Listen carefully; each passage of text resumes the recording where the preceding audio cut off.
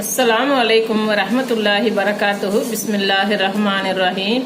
அன்பான சகோதர சகோதரிகளே, எல்லாம் வல்ல அல்லாஹ்வின் நல்லடியார்களே, இன்று நாம் காண இருக்கும் தலைப்பு மாற்று மதத்தினருடன் நட்பு கொள்வோம்.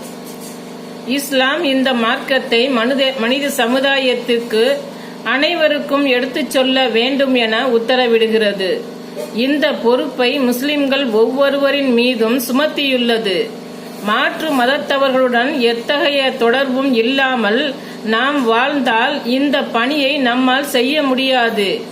அவர்களுடன் அழகிய முறையில் பேசுவது, பழகுவது ஆகியவற்றின் மூலமே இப்பணி சிறப்பாக நடைபெறும், நல்ல மாற்றமும் ஏற்படும்.